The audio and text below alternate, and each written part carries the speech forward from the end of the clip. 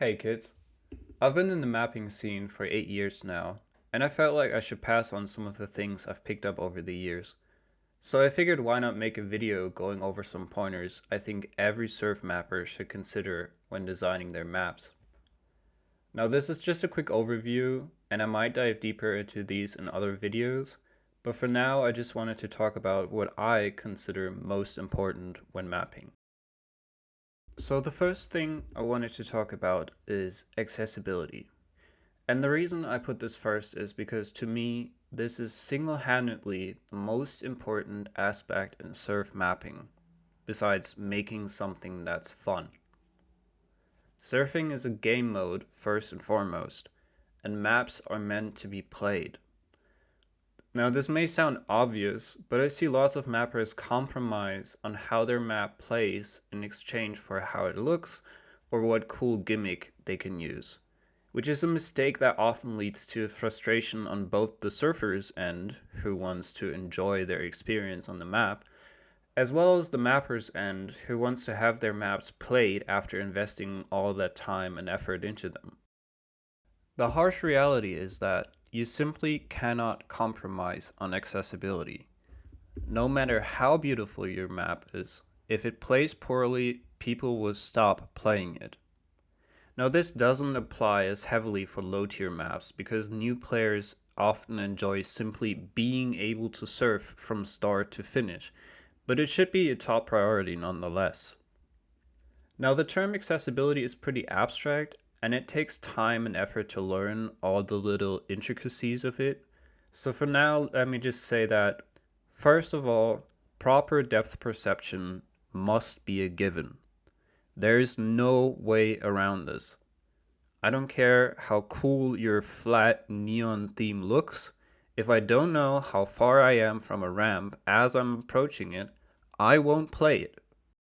I've made this mistake plenty in the past, and I know it's frustrating, but remember this is a game and you want people to play it, so get it through your skull. Secondly, route visibility. There are few things more frustrating than not knowing where exactly to go while surfing a map or having to memorize arbitrary flicks to get a completion. This doesn't just mean convoluted routing like on Surf Jumble, for example. It applies to any and every ramp or obstacle. If you can't tell where to go while on a ramp, it's bad player experience, which sucks because surfing is a game where like 1/3 of your screen is taken up by the ramp itself. Luckily, there are dozens of ways to guide the player along your map. You can let ramps stick out of the ground and make it more visible, or use geometry or even lighting to help the player guess. Additionally, you can limit the player's options to take the wrong route. You want the player to flick up, add a floor to flick over. You want the player to stay low, lower the ceiling. I could honestly go on about this topic for hours, and I might in another video, but let's keep it at that. Also, if you dislike this idea because you think that it makes your surf too easy, you gotta ask yourself the question whether the difficulty of guessing a blind flick was good to begin with. There is a thing such as bad difficulty. Next up, we gotta talk about watching people play your map. As I mentioned, it takes time and effort to learn what to look out for when designing your map. The best way to do this, from my experience, is by watching people actually surf your map. And I don't mean after your map has been released. You gotta find yourself a handful of good testers, people who are open and honest towards you. Hop on the map with them and watch them figure your map out. Don't give them tips, don't give them the solution or your vision on how to play. Once your map is out, you won't be around to hold people's hands, so just let them play and focus on what they're struggling with. If they find themselves struggling with a given section or board or anything, you gotta ask yourself why they're struggling with it and whether that is something you want them to struggle with. Obviously, difficulty can be good, but if they can't get the board you want them to because they keep bumping the spine or missing the flick, you might want to revisit that part because you're not giving your players the tools they need to play the part well. What's important here, which is something that comes up whenever people try to tier their own maps or whatever, is that you know this setup. You have the vision in your mind. So you're a poor judge simply surfing your maps alone and calling it a day. Actively looking for and learning what people at different skill levels struggle with can dramatically help you improve your gameplay. Because without it, you as a tier 5 or even tier 7 to 8 surfer have no connection to what a new player or someone who just beat their first tier 3 might struggle with, and you'll end up with a map that is simply not made for your target audience. Now for the third topic, play surf you want to make and make surf you want to play. This is something I've seen play out again and again and again over the years.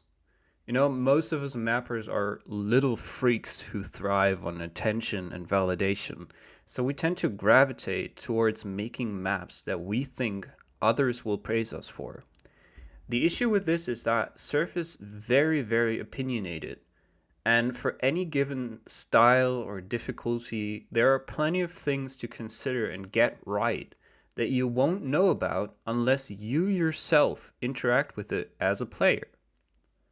You know, the most obvious example for this is unit befores. It's incredibly easy to make a hard bonus by just pushing the end back.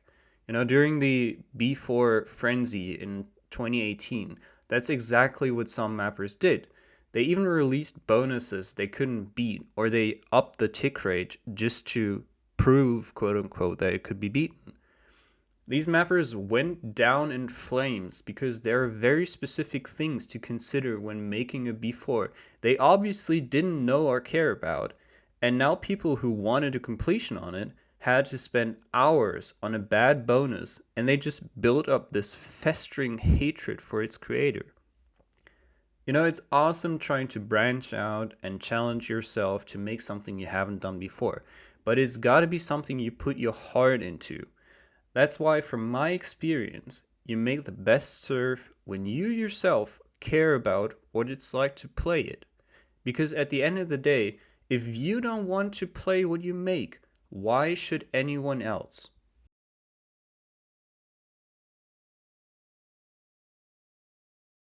You know, while surf is a game mode, mapping is also art. It's something that you put a part of yourself into and you release it out into the world for others to consume. Very few mappers can claim that they don't suffer from dealing with the consequences of that, and I think it's a natural part of making art. Of course, you're gonna get hurt by putting hours and hours into something only for someone to call it trash, and it's good that you care. The alternative to this would be to make stuff you don't care about, which we already established is a waste of time. A lot of the time, mapping can and will suck. So if you didn't care about what you made, why should you do it in the first place? On the other hand, it isn't healthy to look only for the negative feedback you get for your stuff. People are sadly a lot more vocal in their criticism than their joy, so you gotta really focus on those few positive comments you get. You know, screenshot them, print them out, put them on your wall. I don't care. Just keep in mind that for every soulful map out there is a player base that loves it and loves you for making it. Another thing I've found helpful is asking yourself who's the person behind the criticism. Because most of the time you'll find some miserable person lashing out, or freeloaders who only take and never give back to the community. Making something for others means exposing yourself, and a lot of the people who carelessly throw around insults and trash talk, they would never take that risk of making themselves this vulnerable. But that is exactly what kept the community alive and thriving for the past decades, so take some pride in that.